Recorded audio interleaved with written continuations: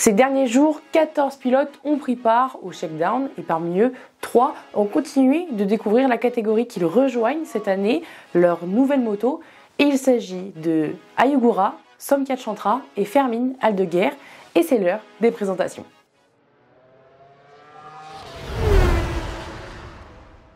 Salut à toutes et à tous, j'espère que vous allez bien.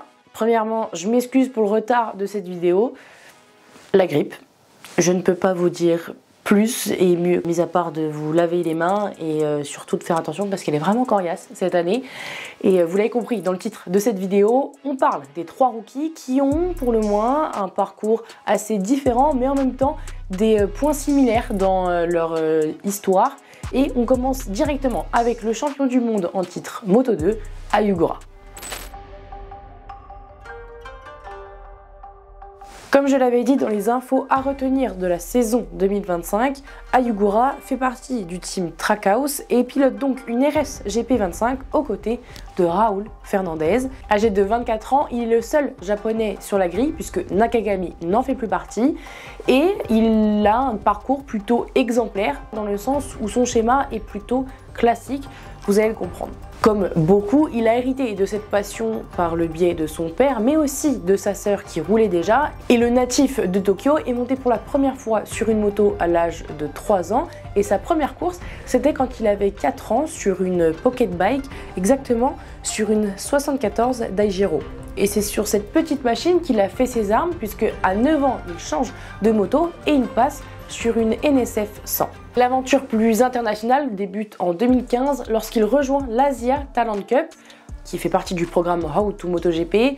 L'objectif est de promouvoir des pilotes, du coup ici, de la partie asiatique de ce monde. Et rapidement, Ogura impressionne avec une victoire dès sa première saison et en étant vice-champion l'année suivante. Cela lui ouvre les portes de la Red Bull Rookies Cup et du Junior GP, dans lesquels dès sa première année, il remporte déjà des courses. Et en 2018, il se classe 5e au général du CEV Moto3, donc du Junior GP, qui est remporté par un certain Raúl Fernández. Cette même année d'ailleurs, on le retrouve aussi en Grand Prix, en wildcard, lors du Grand Prix d'Espagne à Jerez, où il marque déjà un point, alors qu'il s'agit de son premier Grand Prix. Bref, c'est bon, Ogura est prêt après d'autres wildcards, et il rentre dans les Grands Prix, donc en Moto 3, avec le team Honda Asia par lequel il est soutenu. Là encore, une première saison assez impressionnante. 10e au général avec un podium en Aragon et des premières lignes, le numéro 79 s'installe vite comme l'un des pilotes forts de sa génération. Et il l'a encore dit récemment, ce n'est pas celui qui est le plus talentueux, mais c'est un pilote qui travaille très dur. En 2020, en Moto 3 donc, il se bat pour le titre face principalement à Albert Arenas.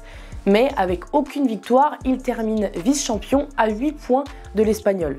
C'est une première défaite qui va renforcer son souhait, son désir et son objectif d'aller chercher un titre de champion du monde. 2021, passage en Moto 2, toujours avec le Team Asia. Là encore, c'est une première année d'adaptation assez bonne avec un podium en Autriche et une 8e place au général. Et la deuxième saison dans cette catégorie rime encore avec bataille pour le titre. Cette fois-ci face à Augusto Fernandez. Bien qu'avec une première balle de match en sa faveur lors du Grand Prix d'Australie, Ogura a enchaîné 3 mauvais résultats, ce qui a laissé l'opportunité à l'Espagnol de remonter et de décrocher le titre. Deuxième défaite. Cette même saison, le Japonais était pressenti pour remplacer Takaaki Nakagami chez LCR Honda. Mais Ogura décline la proposition, ne se sentant pas encore prêt pour passer en MotoGP.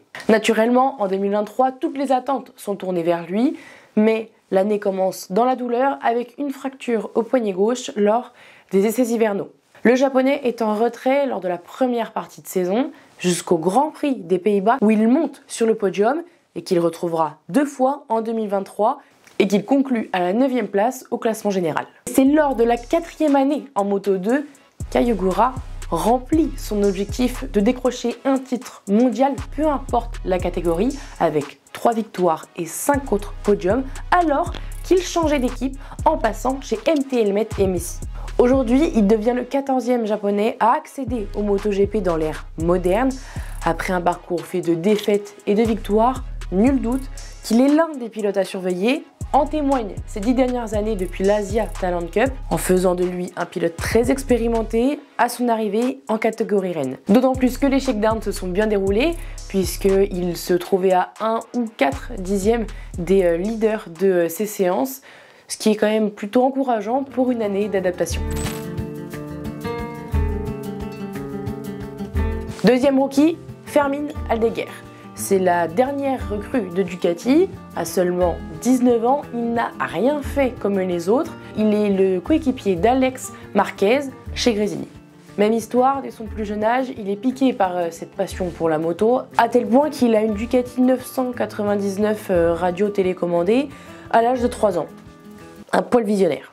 Bref, s'il commence à 6 ans, à 9 ans, cela devient une vraie machine à gagner des courses et des championnats. Dans sa région, il remporte le Levante Mini GP 110, le Murcian Regional Cup, le Premoto 4, excusez-moi pour mon accent espagnol, bref, vous avez compris, c'est un vrai talent.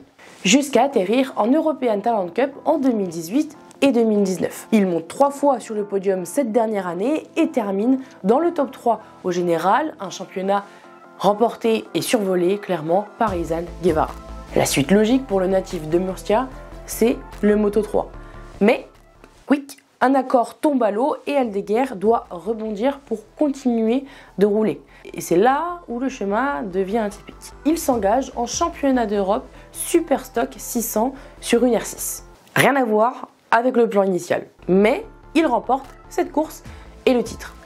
Et ça ne pouvait présager que du bon pour l'année 2021 qui suit, qui allait s'annoncer très riche. Cette fois, Aldeguer s'engage en CEV Moto 2 et c'est l'année de tous les records, puisqu'il remporte 9 courses sur 11, les deux autres c'est une deuxième place, face à son futur coéquipier Alonso Lopez.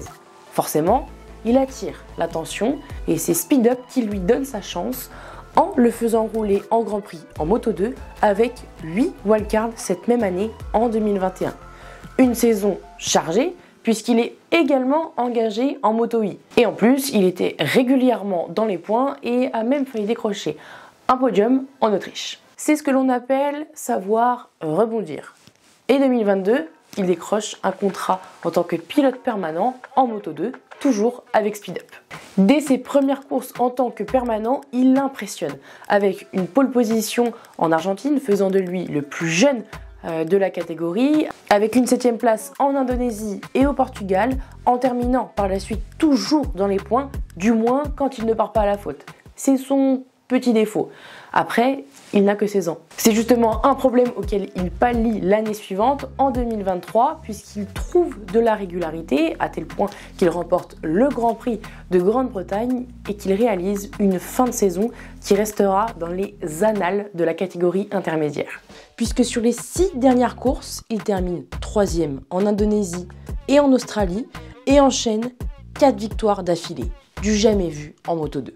Ce qui attire une certaine marque, toute petite marque italienne qui a remporté quelques titres ces dernières années. Bref, Ducati le signe pendant l'hiver, tout ça en douce, et il est annoncé avant le début de la saison 2024 pour un contrat de 2 ans en MotoGP à partir de 2025 avec une possibilité de prolonger 2 ans supplémentaires. Ducati ne veut pas laisser filer l'un des talents de sa génération comme le qualifie Gigi Dall'Igna. Assuré de son futur, le 54 n'a plus qu'à penser qu'au titre. Mais plus facile à dire qu'à faire, la saison ne se passe pas exactement comme prévu, les résultats ne sont pas ceux attendus, il retrouve de l'irrégularité. Tout de même, il remporte 3 courses et se classe 3e du championnat au général, alors qu'il ne peut pas terminer la saison puisqu'il se fracture la main gauche lors du Grand Prix de Thaïlande, à quelques semaines de tester la Desmosedici 2024 avec laquelle il roulera en 2025. À 6 dixièmes du temps de Quartararo lors de la dernière journée des shakedowns, Aldeguer est très attendu et espère réaliser une aussi bonne année que son compatriote Pedro Acosta pour sa première année de rookie. Last one, Samkhat Chantra. C'est le pilote qui vous donne le sourire si vous avez passé une mauvaise journée. Ce mec sourit tout le temps. Enfin bref, on n'est pas là pour parler de ça, mais de son parcours qui n'est pas celui le plus ordinaire non plus. Du moins, il n'a pas fait toutes les catégories comme Ayugura juste avant. D'autant plus que parmi ces trois, il est le plus âgé, il a 26 ans et il a donc dû s'armer de patience avant d'atterrir en MotoGP. Originaire de Pattaya dans la province de Chonburi en Thaïlande, Somkia Chantra a un lien fort avec les sports mécaniques. Ses parents étant cuisiniers sur le circuit pendant les courses, son frère pilotant en GT dans son pays et on le sait, en Thaïlande, le marché des deux roues est très important. Alors, il y a déjà quelques points qui le rallient à la course moto. Vient donc le jour où il décide de piloter un deux roues. Il est âgé de 8 ans, sans casque, sans rien. Vous le savez, là-bas, c'est un peu différent. Il prend part à sa première course, ce n'est pas grandiose puisqu'il chute dans les premiers tours, mais dans son entourage, comme à peu près la famille de chaque bon pilote, on a commencé à se dire, il y a un truc, il est rapide. Il fait partie des premiers pilotes à intégrer l'Asia Talent Cup à son lancement en 2014, qu'il remporte en 2016 face à Ayugura, dont on a parlé juste avant. S'ensuit 2 saisons en CEV Moto 3, où il est 20e puis 9e au général, et enfin, sans même passer par la catégorie Moto 3 en Grand Prix, il est engagé en Moto 2, avec le team Honda Asia, qui le supporte aussi. Le Thaïlandais a au total passé 6 saisons dans la catégorie intermédiaire à laquelle il a dû s'adapter, patienter et persévérer pour performer. En 2019, il est 21e. En 2020, 25e. En 2021, 18e avec un top 5. Et c'est en 2022 à Mandalika qu'il débloque son compteur à victoire. Et par la même occasion, devient le premier pilote thaïlandais à remporter un Grand Prix.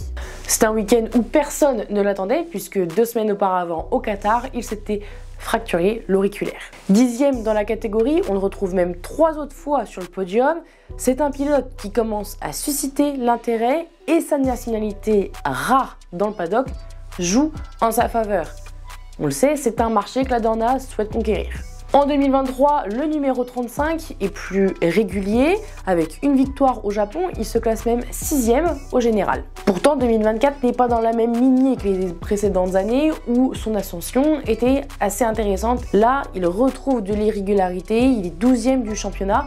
Pourtant, le Thaïlandais va saisir une opportunité qui va lui permettre de rentrer en catégorie reine en étant le successeur de Takaaki Nakagami chez LCR Honda et donc qui est le coéquipier de Johann Zarco. Il devient donc le premier représentant de son pays à rentrer en MotoGP, mais aussi le premier de l'Asia Talent Cup à signer un contrat en catégorie reine. Mais cette dernière année en dents de scie et sa nationalité, cette fois-ci ne lui joue pas en la faveur de Somkia Chantra pour les personnes qui sont opposées et assez sceptiques à sa montée.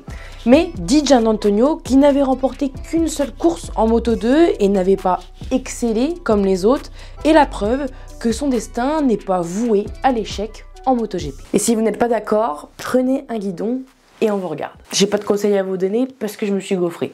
Mais bon, on vous regarde quand même. C'est la fin de cette vidéo, j'espère qu'elle vous aura plu. N'hésitez pas à me le dire dans les commentaires et ce que vous attendez des rookies de cette saison 2025. On se retrouve la semaine prochaine pour parler des tests hivernaux qui auront lieu en cette fin de semaine. Et je vous souhaite une agréable journée ou fin de journée. Salut! Oh non, j'ai refait ça!